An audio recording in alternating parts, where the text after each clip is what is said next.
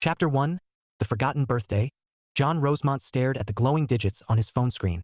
7:42 p.m. The number felt heavier than it should. 30 years old today. A milestone? A marker? A quiet whisper that life was moving forward whether he was ready or not. He had imagined this day differently. Maybe a dinner with Susan. Maybe a toast to the future they'd been building for 2 years. Something simple, something meaningful. Instead, his phone buzzed with a call that would change everything. He swiped to answer, forcing cheer into his voice. "Hey, Susan." Her tone was breezy, upbeat, like a summer wind that didn't care about the storm clouds gathering in his chest. "John. Hey, listen. I'm heading out with the girls tonight. You know, Friday vibes. A laugh, light and careless. You should come. We're hitting that new club downtown. It's supposed to be amazing." John blinked at the wall across from him, the muted gray suddenly feeling like the most judgmental color in existence. "Tonight." His voice was calm, too calm. "You're going out?" "Yeah, it's gonna be fun. You should join us." She paused, then added, "Unless you're tired or something." He waited for the words, the ones that would make this okay. "To celebrate your birthday, because it's your big day. Anything." But silence stretched, thin and cruel. "Right," he said slowly. "You remember what today is?" A beat, then a laugh, awkward and small. Friday?" John felt something inside him tilt, like a picture frame knocked off balance. "My birthday, Susan. I'm 30 today." The silence this time was worse. "Oh my God," she said finally, her voice pitching high with guilt. "John, I'm so sorry. I totally spaced. Work's been insane and, ugh, I feel awful." He swallowed the lump in his throat, forcing a smile she couldn't see. "It's fine. No, really, I didn't mean look. Come out with us. We'll celebrate at the club. Drinks on me. Okay?" He imagined it. Neon lights, pounding bass, Susan laughing with her friends while he stood like an accessory in the background. A milestone moment reduced to background noise. "No," he said softly. "You go have fun." "John, it's okay." He cut in, his tone even almost gentle. "Enjoy your night." Before she could protest, he ended the call. The screen went dark, and for a moment so did everything else. He sat back on the couch, staring at the quiet apartment. 30 years old. 2 years invested in a relationship that suddenly felt like a casual arrangement. He wasn't angry, not exactly. Anger was loud, sharp. This was quieter, heavier. A realization settling like dust. She doesn't see you the way you hoped she would. He thought about the past 2 years, the dinners, the weekends, the laughter, and the other moments. The canceled plans, the nights she chose the club over him. The way future was a word that never seemed to land in their conversations. He had been patient because he liked her, because he believed people grew when given time. But tonight was clarity. His phone buzzed again. A text from Susan. "Come on, birthday boy, don't be mad. Let's party." He stared at the message, then set the phone face down on the coffee table. He wasn't going to beg anyone to respect him. He wasn't going to explain why this mattered. If she didn't know by now, she never would. John stood, walked to the kitchen, and opened the fridge. A lone beer waited like a consolation prize. He cracked it open, the hiss loud in the silence, and took a long sip. "Happy birthday, John," he muttered to himself, a wry smile tugging at his lips. He didn't know what he was going to do about the relationship yet. But he knew one thing. He was done investing in someone who saw him as optional. The night stretched ahead, quiet and uncertain. Somewhere downtown, Susan was laughing under strobe lights. And here, in his apartment, John Rosemont was making a decision that would change everything. Chapter 2. The Decision. John woke up the next morning to sunlight slicing through the blinds like judgmental fingers. His head wasn't pounding, he hadn't drunk enough for that. But his thoughts were. They clattered around like loose change in a dryer, loud and relentless. He sat up, rubbed his face, and stared at the quiet apartment. 30 years old. No balloons, no cake, no Susan curled up beside him with that sleepy smile he used to love. Just silence and the faint hum of the fridge. He reached for his phone, half expecting a flood of apologetic texts. There were 3. "Susan, hope you had a good night. We missed you at the club." "Susan, let's do dinner tomorrow? My treat." "Susan, don't be mad. Okay?" John stared at the screen, thumb hovering. He wasn't mad. That was the problem. Anger would have been easy. Sharp, clean, something to throw like a dart. This was heavier, slower. Disappointment had a way of settling in your bones. He tossed the phone aside and stood, padding into the kitchen. Coffee first, decisions later. The machine sputtered like it was protesting the weight of his thoughts. He leaned against the counter, mug in hand, and let the steam fog his glasses. 2 years. 2 years of waiting for Susan to shift gears, to start talking about we instead of me. He'd been patient because he liked her, hell, maybe even loved her in his own quiet way. But patience wasn't infinite. Last night proved that. He took a sip, grimaced at the bitterness, and muttered, "You're 30 now, John. Time to stop playing optional." The knock on his door startled him. He wasn't expecting anyone.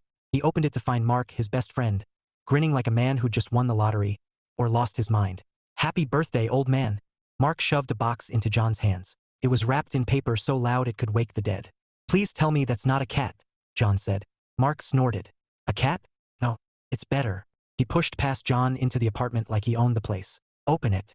John peeled back the paper, revealing a blender. A neon green blender that looked like it belonged in a sci-fi movie. "A blender," John said flatly. "Wow, just what I needed." Mark clapped him on the back. "You're 30 now. Smoothies are the future. Trust me." John set the blender on the counter, staring at it like it held the secrets of the universe. "Thanks, man," he said dryly. "Really thoughtful." Mark flopped onto the couch. "So, how was the big night? Susan throw you a surprise party? Champagne?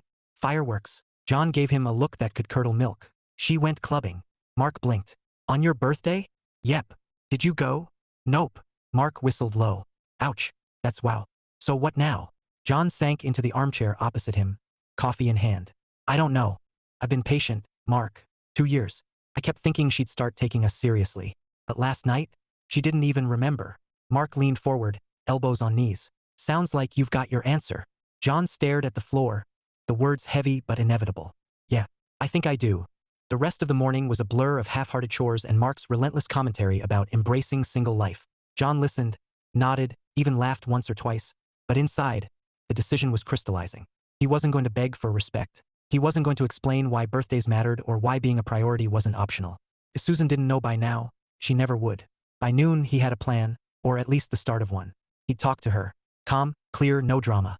And then, he'd walk away. He didn't know what came after that. But for the first time in months, the uncertainty felt like freedom. As Mark left, tossing a "call me if you need a wingman" over his shoulder, John stood at the window, watching the city hum below. 30 years old. A blender on the counter.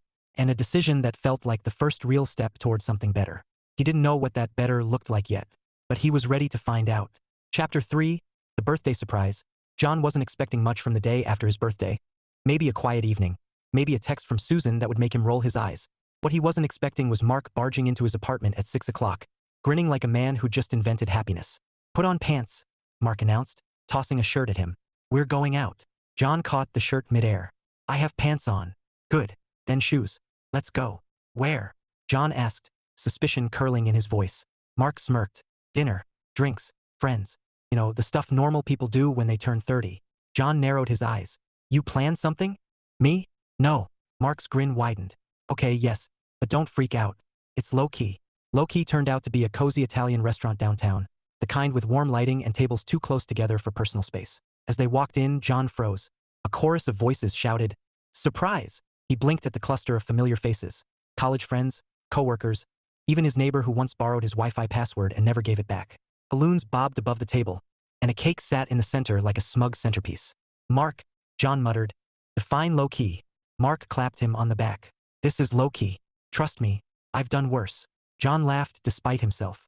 The weight in his chest eased a little as he was pulled into hugs and handshakes. Maybe this was what he needed, a reminder that he mattered to people who actually showed up. Dinner was loud, messy, and perfect in its imperfection. Someone spilled wine. Someone else tried to sing "Happy Birthday" in Italian, and Mark kept making toasts that grew increasingly ridiculous. "To John," Mark declared, raising his glass for the 5th time.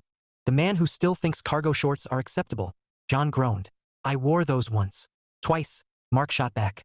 "And we have photographic evidence." Laughter rippled around the table, and for the first time in days, John felt something close to joy.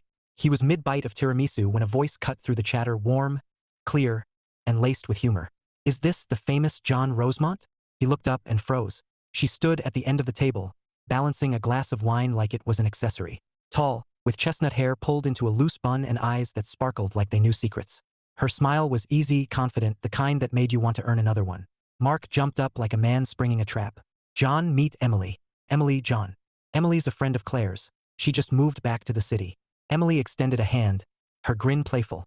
"Happy belated birthday. I hear you're 30 now. That's respectable." John took her hand, feeling an unexpected jolt, like static, but warmer. "Thanks," he said, managing a smile. "I try to keep it classy." "Classy?" Emily arched a brow. "Mark told me about the cargo shorts." John shot Mark a look that could melt steel. "Traitor." Emily laughed, a sound so effortless it made the room feel lighter. She slid into the empty chair beside him, and just like that, the night shifted. They talked. About everything and nothing. Books they pretended to read, movies they actually loved, the absurdity of adult life. Emily had a way of making conversation feel like a game, tossing jokes like confetti and catching his in return. "So," she said, swirling her wine. "Big plans for 30? John hesitated, then shrugged. "Figure out what I want. Stop wasting time." Her eyes flicked to his, sharp and curious. "Sounds serious." "Maybe," he said, smiling faintly. "Maybe it's overdue." She held his gaze for a beat longer than necessary, then grinned. "Well, if you need a consultant, I charge in tiramisu." John laughed, and for the first time that weekend, the heaviness in his chest cracked open, letting something bright slip through. By the time the night wound down, John felt different, lighter. Not because of Emily, not entirely, but because he realized something. Life didn't end when a relationship did. Sometimes it started. As he walked home, Mark nudged him with a grin that was pure mischief. "So, Emily." John rolled his eyes. "Don't start." Mark smirked. "I'm just saying, cargo shorts or not, you've still got game." John laughed, shaking his head. But deep down, he wondered if Mark was right. Chapter 4: The Awkward Encounter. John had just convinced himself that the night before was a turning point, a reminder that life could feel good again, when his phone buzzed the next morning. He glanced at the screen, expecting Mark's usual barrage of memes. Instead, it was Susan. "Susan, dinner tonight? My treat. Make up for yesterday?" John stared at the message, thumb hovering. He could almost hear her voice, breezy and casual, like nothing had happened. Like forgetting his birthday was a minor hiccup, easily smoothed over with pasta and wine. He typed, deleted, typed again. Finally, he settled on John, sure. 7? He wasn't sure why he agreed. Maybe closure. Maybe curiosity. Maybe because part of him still wanted to understand how 2 years could feel so disposable. The restaurant Susan picked was trendy, dim lights, velvet chairs, menus that read like poetry. She arrived late, of course, sweeping in with that effortless charm that had hooked him 2 years ago. Her smile was bright, her hug warm, and for a moment, John almost forgot why they were here.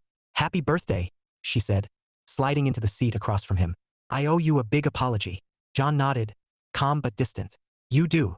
She winced. "I messed up. I should have remembered. Work's been crazy, and the girls planned this night, and you chose them." John finished, his tone even. Not angry, just factual. Susan blinked, thrown by his calm. "It wasn't like that."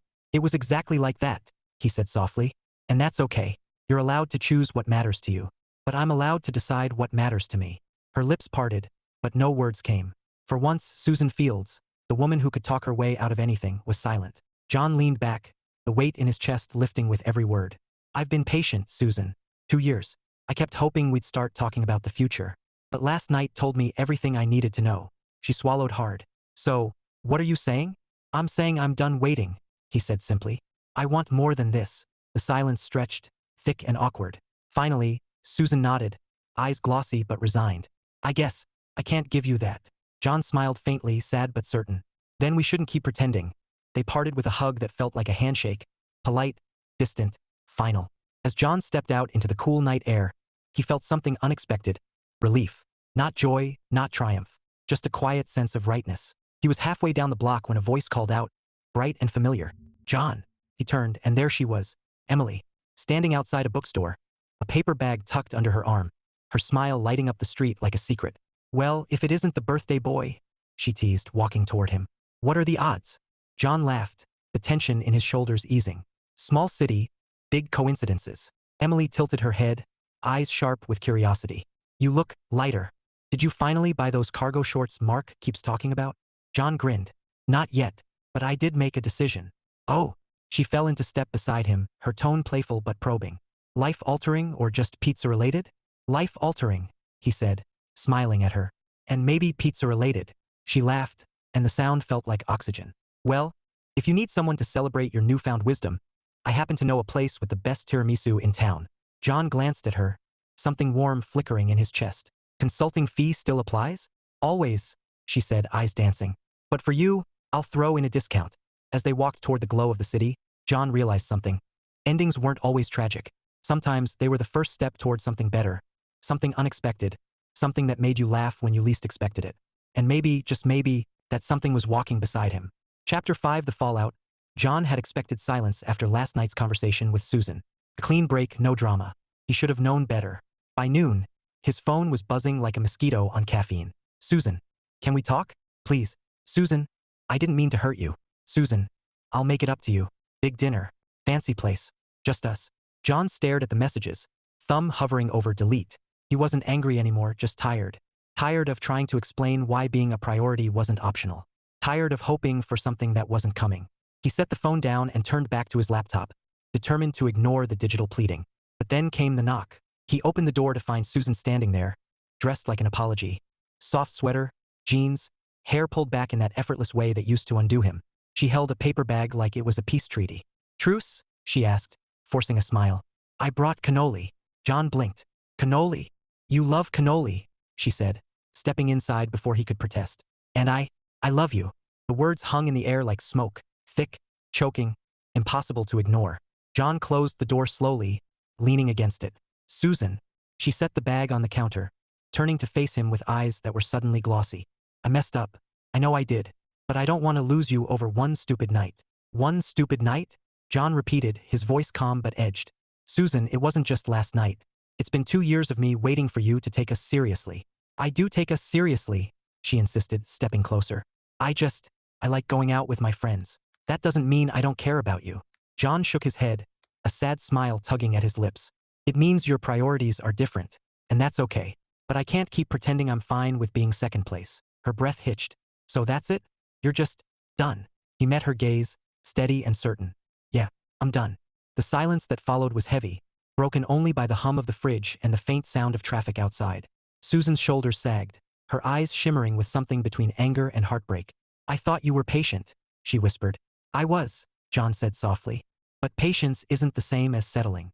She nodded slowly, blinking back tears. I guess I can't give you what you want. John smiled faintly, bittersweet but resolute. Then we shouldn't keep pretending. She left without another word, the door clicking shut like a period at the end of a sentence. John exhaled, long and shaky, then laughed, quiet, almost disbelieving. Not because it was funny, but because it was freeing.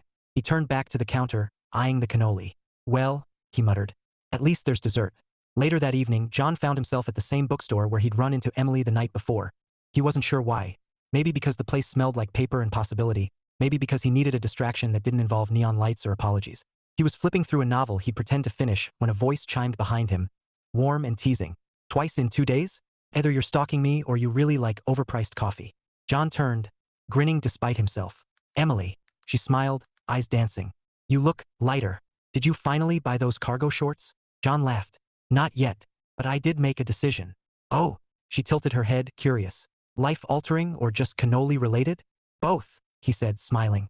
Mostly life-altering. Emily raised a brow. Sounds like a story. John hesitated, then shrugged. Maybe I'll tell you over coffee. Her grin widened. Consulting fee still applies? Always, he said, matching her tone. But I'll throw in a discount. As they walked toward the cafe, John realized something. Endings weren't always tragic. Sometimes they were the first step toward something better. Something unexpected. Something that made you laugh when you least expected it. And maybe, just maybe, that something was walking beside him. Chapter 6. The Single Life? Sort of. John had imagined single life would feel liberating, like stepping out of a stuffy room into fresh air. Instead, it felt like stepping into a carnival where every ride was broken and the cotton candy tasted like regret. His first attempt at getting back out there was a blind date Mark set up. She's perfect, Mark had promised. Funny, smart, loves dogs. You'll thank me. John didn't thank him. The date started with her arriving 20 minutes late and ended with her explaining, in great detail, why horoscopes were more accurate than science. I'm a Pisces, she said, stabbing her salad like it owed her money. We're intuitive. You're a Capricorn, right? That means you're stubborn and emotionally unavailable. John blinked. I'm actually a Libra. She frowned. Oh, that's worse. By dessert, John was Googling escape plans under the table. He left the restaurant feeling like he'd just survived a TED Talk on astrology.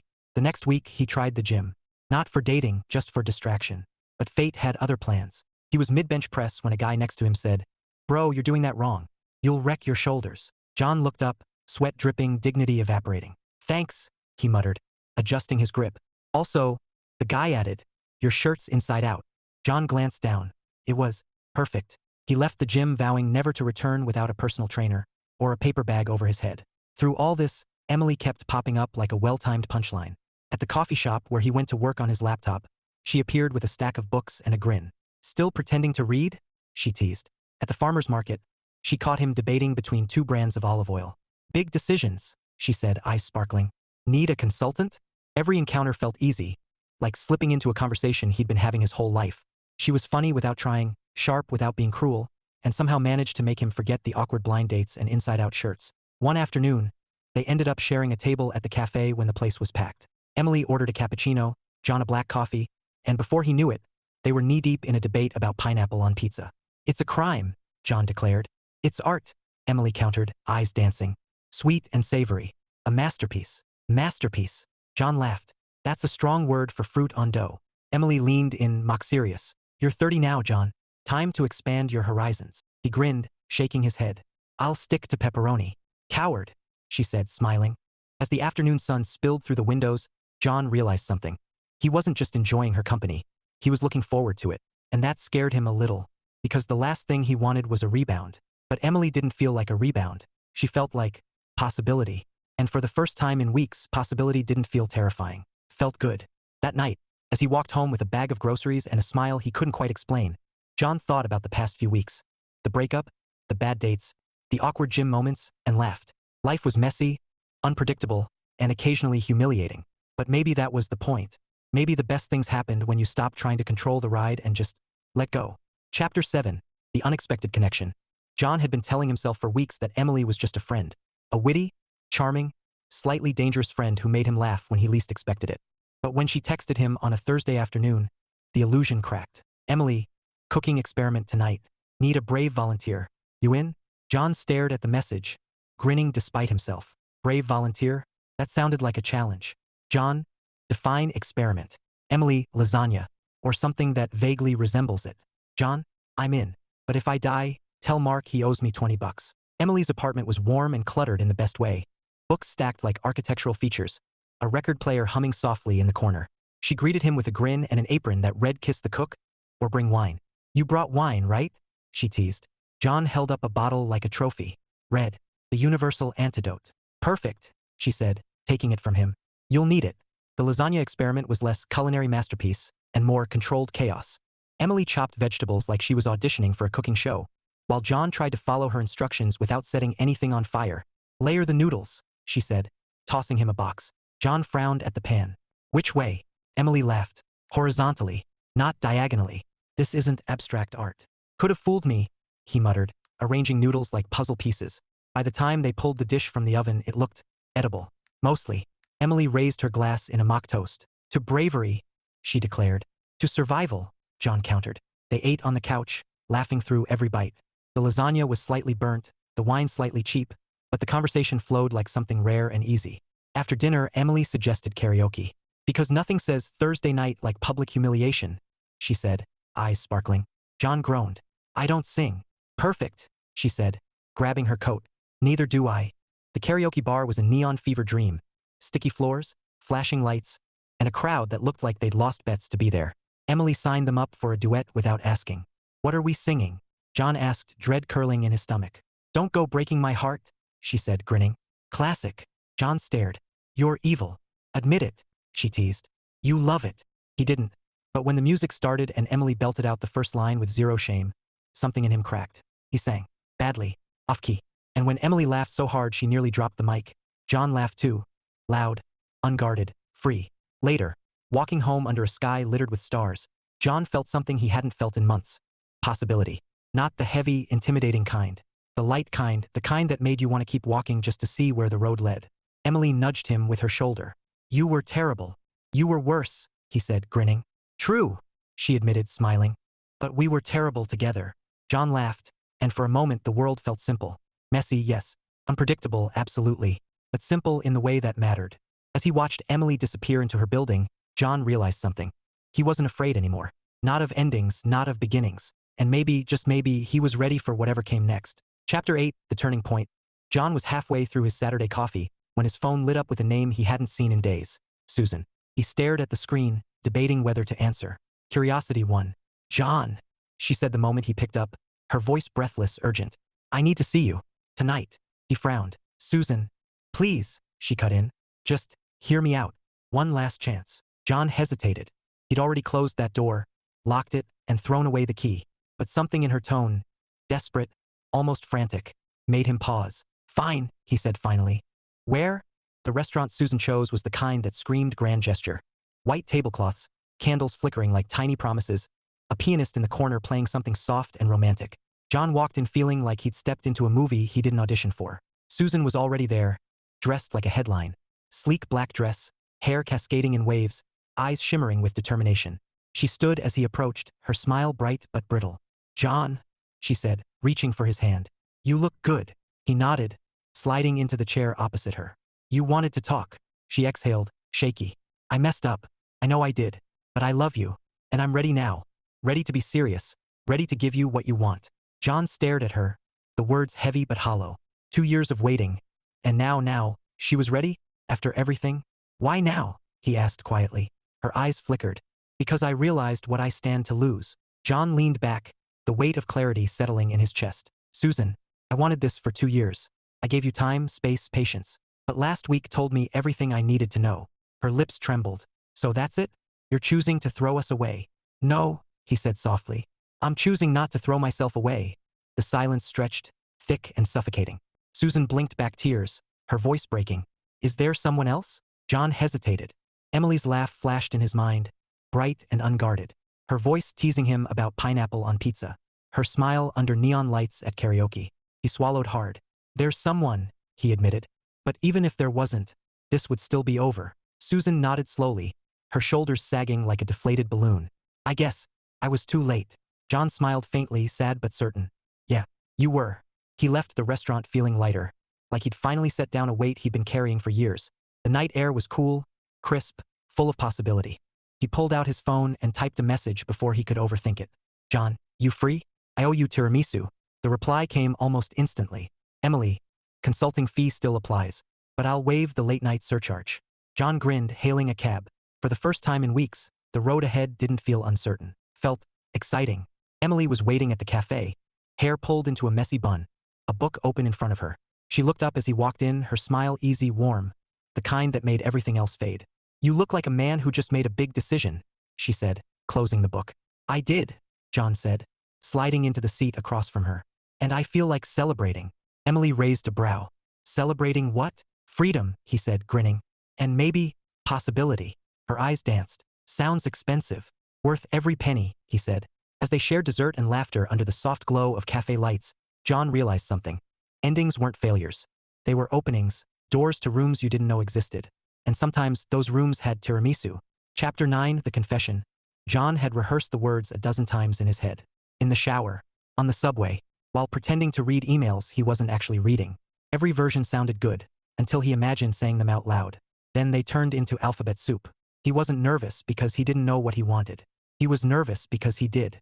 And that was new. Terrifying, but new. Emily had agreed to meet him at the park. A quiet spot with benches and trees that looked like they'd been painted for a postcard. She was already there when he arrived, sitting cross-legged on a bench, scrolling through her phone with a faint smile. "Hey," he said, his voice casual enough to fool no one. She looked up, her grin immediate. "Hey, birthday boy. Or should I say, freedom fighter." John laughed, sinking onto the bench beside her. "Freedom fighter? That's dramatic." "You ended a 2-year relationship," she said, arching a brow. "That's practically a revolution." "Fair point," he admitted, smiling. "But revolutions are exhausting." Emily tilted her head, studying him. "You look different. Lighter." "Do I?" he asked, trying to keep his tone even. "Yeah," she said softly, like someone who finally stopped carrying a piano on his back. John chuckled, then exhaled slowly. "Emily, can I tell you something?" Her eyes flicked to his, curious. "Sure." He hesitated, the words crowding his throat. "I've been thinking about the past few weeks. About you." Her lips curved into a teasing smile. "About me? Should I be flattered or concerned?" "Flattered," he said quickly, then laughed at himself. "Definitely flattered." Emily leaned back, her expression playful but patient. "Okay, John. Spill." He took a breath, steadying himself. "When I met you at that dinner, I wasn't looking for anything. Honestly, I was trying to figure out if my life was falling apart or just rearranging itself." "And?" she asked, her voice gentle now. "And then you showed up," he said, smiling faintly.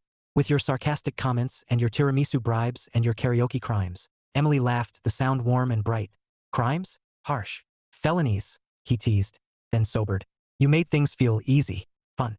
Like maybe life doesn't have to be this endless checklist of expectations." Her smile softened, her eyes searching his. "John, I like you," he said finally. the words tumbling out like they'd been waiting for air. Not as a distraction. Not as a rebound. Just you. The silence that followed wasn't awkward. It was charged, humming like a wire. Emily blinked, then smiled. A slow, genuine smile that made his chest ache in the best way. Well, she said, her tone light but her eyes bright. That's convenient. John blinked. Convenient. Because, she said, leaning in slightly. I like you too. He stared, stunned, then laughed. A laugh that felt like relief and joy in something bigger than both. Seriously. Seriously, she said, grinning. Though I reserve the right to mock your karaoke skills forever. Fair, he said, smiling so hard it hurt. But for the record, you were worse. True, she admitted, laughing. But we were terrible together. They sat there, laughing under the canopy of trees, and for the first time in months, John felt like he wasn't waiting for life to start. It had started. Right here. On a park bench with a woman who made him believe in possibility again. And maybe, just maybe, that was better than any birthday party. Chapter 10 The Big Leap. John had never been the grand gesture type. He was more of a thoughtful text guy, maybe a surprise coffee guy on a good day. But tonight he was aiming for something bigger. Something that said, I'm serious about this. About you. The plan was simple in theory. Dinner at Emily's favorite little bistro, followed by a walk through the botanical gardens lit up for the winter festival. Simple. Romantic. Foolproof. Except nothing about John's life lately had been foolproof. It started with the reservation. Sir, the hostess said over the phone, her tone apologetic but firm. We don't have you down for tonight. John frowned, pacing his apartment. I called yesterday. I'm sorry, she said. We're fully booked. He hung up, muttering, perfect, then spent the next 20 minutes calling every restaurant within a 5-mile radius. By the time he secured a table at a cozy French place, he was sweating like he'd run a marathon. Then came the flowers. He wanted something elegant, something that said romantic without trying too hard. The florist handed him a bouquet the size of a small tree. John said, staring at the explosion of roses and lilies. Do you have something less like a wedding centerpiece? The florist blinked. This is our smallest arrangement. John left with the bouquet anyway, feeling like he was smuggling shrubbery through the city. By the time he arrived at Emily's building, he was juggling flowers, a gift bag, and the weight of his own nerves. He knocked, heart thudding like a drum. Emily opened the door, her smile immediate, and then her eyes widened at the floral monstrosity. Wow, she said, laughing. Are we getting married tonight? John groaned. Don't start. The florist lied. She grinned, stepping aside. Come in, Romeo. Dinner was perfect. Warm lighting, soft music, food that tasted like art. Emily teased him about the bouquet. He teased her about her obsession with pineapple pizza. And somewhere between the second glass of wine and the creme brulee, John realized he wasn't nervous anymore. He was happy. After dinner, they walked through the gardens, the paths glowing with fairy lights, the air crisp and sweet. Emily slipped her arm through his, her head tilting toward the shimmering trees. This is beautiful, she said softly. Yeah, John said, his voice low. It is. He stopped near a fountain, the water glittering under the lights. Emily turned to him, her smile curious. What's on your mind? John took a breath, steadying himself. You. Her brows lifted, her grin teasing. Me? Should I be flattered or concerned? Flattered, he said, smiling. Definitely flattered. He reached for her hand, his voice steady now. Emily, I don't want to overcomplicate this. I like you, more than I've liked anyone in a long time. And I want to see where this goes. Really see. Her eyes softened, her fingers curling around his. John, I'm not asking for fireworks, he said, his tone gentle but sure. Just a chance. The silence that followed wasn't empty. It was full of possibility, of something bright and fragile and real. Emily smiled, slow and genuine, and squeezed his hand. You know, she said, her voice warm. I was hoping you'd say that. John laughed, relief flooding his chest. Really? Really? She said, grinning. Though the bouquet was a bit much. He groaned. Don't remind me. She laughed, leaning into him as the lights shimmered around them. And for the first time in years, John felt like he wasn't waiting for life to happen.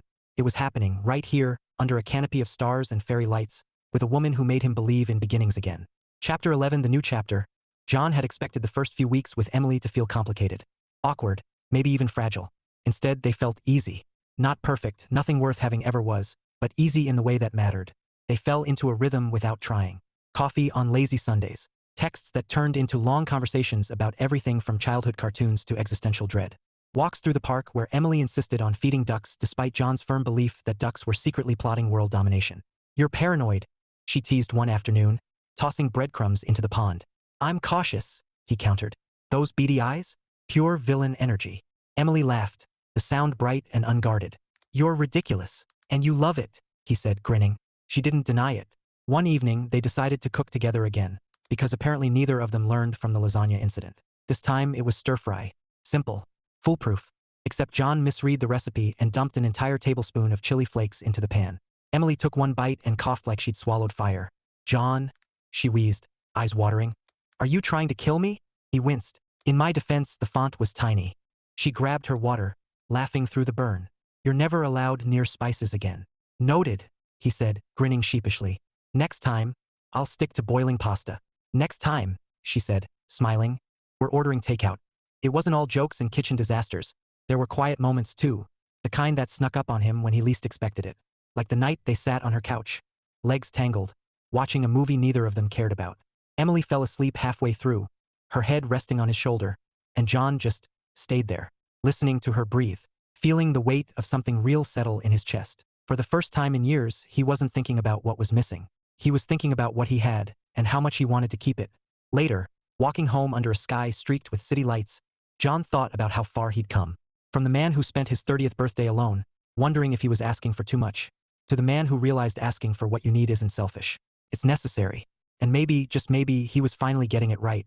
Chapter 12, The Twist. John had learned two things about Emily in the past month. 1. She had a wicked sense of humor. 2. She was terrible at texting context. Case in point, the message that popped up on his phone at 8 a.m. on a Tuesday. Emily, dinner with Alex tonight. Don't wait up. John stared at the screen, coffee halfway to his lips. Alex? Who the hell was Alex? And why was there a winking emoji involved? He reread the text 3 times, each pass making his stomach tighten. He wasn't the jealous type, or at least he liked to think he wasn't. But something about that message felt loaded. He typed, deleted, typed again. Finally, he settled on John cool. Have fun. Cool. Have fun. The universal lie of calm people everywhere. The day crawled by like a wounded snail. Every time his phone buzzed, he hoped it was Emily clarifying the mystery of Alex. It wasn't. By the time evening rolled around, John had convinced himself of 3 possible scenarios. 1. Alex was an ex. 2. Alex was a new flame. 3. Alex was a cat, and he was spiraling for nothing. He was halfway through option 3 when Mark called. Dude, Mark said, voice dripping with amusement. Why do you sound like someone stole your lunch money? John groaned. Emily's having dinner with someone named Alex. And there was a wink emoji. Mark laughed so hard John considered hanging up. Maybe Alex is her cousin. Do people wink about cousins? John snapped. Depends on the family, Mark said, still laughing. Relax, man. Ask her. I don't want to look insecure, John muttered. You already do, Mark said cheerfully. So just rip the band-aid off. By the time Emily texted him at 9 p.m., John was a mess of overthinking. Emily, back home. Alex says hi. John stared at the screen like it had personally betrayed him. He typed before he could stop himself. John. Who's Alex? The reply came instantly. Emily, my brother. Why? John froze. Brother. He dropped his head into his hands, groaning so loudly his neighbor probably heard. John, no reason. Just curious. Emily. You thought I was on a date, didn't you? John. Maybe. It's not unreasonable when you didn't explain who he was. If it hadn't been your brother, it would have been a date. Emily, you're adorable. And ridiculous. Mostly ridiculous. The next day, Emily showed up at his apartment with coffee and a grin that could melt steel. So, she said, handing him a cup. Jealous much? John groaned. I wasn't jealous. You were jealous, she said, laughing. You probably Googled Alex and everything. I did not, he lied. Emily smirked, settling onto his couch. Relax, John. If I were going to date someone, it wouldn't be a guy who shares my DNA. He laughed, relief flooding his chest. Fair point. She nudged him with her shoulder, her smile softening. You know, it's kind of nice. What is? That you care, she said simply. John met her gaze, something warm flickering in his chest. I do, he said quietly. Probably more than I should admit. Emily grinned. Good, because I like you too. Ridiculous jealousy and all. John grinned. So how many brothers do you have? Emily laughed. Just Alex. He nodded. Good to know. They spent the rest of the afternoon laughing about his spiral, Emily reenacting dramatic soap opera scenes where she ran off with Alex, while John begged her to stay. By the time she left, John felt lighter. Not because the misunderstanding was cleared up, but because it proved something. Honesty didn't break them. It made them stronger. And maybe, just maybe, that was the kind of relationship he'd been waiting for all along. Chapter 13, Happily Ever Awkward. John had never been a fan of cliches, but as he stood in his kitchen on a Saturday morning, flipping pancakes while Emily danced barefoot to a song from the 90s, he had to admit, life felt pretty close to perfect. Not the glossy, Instagram perfect kind. The real kind. The kind with burnt pancakes, mismatched mugs, and laughter that made your stomach hurt. Those are definitely charred, Emily said, peering over his shoulder. They're artisanal, John countered. Rustic. Very trendy. Emily grinned, stealing one off the plate. Trendy tastes like smoke. Smoke is flavor, he said, deadpan. She laughed, and he couldn't help but smile. 2 months ago, he'd been sitting alone on his birthday, wondering if he was asking for too much. Now he was wondering how he'd gotten so lucky. After breakfast and a brief debate about whether pancakes counted as a vegetable, Emily said yes, John said absolutely not. They headed to the park for the winter festival. Lights twinkled in the trees, kids darted between stalls, and the air smelled like cinnamon and possibility. Emily tugged him toward a photo booth. Come on, we need evidence. John groaned. Photo booths are a scam. They're memories, she said, dragging him inside. The first photo was normal smiles, peace signs. The second was chaos. Emily tickling him mid-shot, John laughing so hard his eyes disappeared. The third was, well, John wasn't sure what happened, but it involved a prop hat and Emily looking like a pirate. When the strip printed, Emily held it up, grinning. Frame-worthy. Blackmail-worthy, John muttered, but he was smiling too. Later, as they wandered past the glowing fountain, Emily slipped her hand into his. You know, she said softly, you're different. Different how? He asked, curious. Lighter, she said, echoing her words from weeks ago. Happier. John squeezed her hand, his voice steady. That's because I stopped waiting for someone to choose me, and started choosing what makes me happy. Emily smiled, her eyes bright. And that's me, he grinned. That's you. They stopped under a canopy of lights, the world humming around them, and John kissed her, slow, certain, like a promise. When they pulled back, Emily laughed, her forehead resting against his. You know, she said, for a guy who hates cliches, you're living one. John chuckled. Maybe cliches aren't so bad. Careful, she teased. Next thing you know, you'll be writing poetry. Don't push it, he said, laughing. As they walked away, hand in hand, John thought about everything that had led him here. The disappointment, the endings, the awkward karaoke nights. And he realized something. Life wasn't about getting everything right. It was about finding someone who made the wrong turns feel like part of the adventure. And maybe, just maybe, he'd found that someone.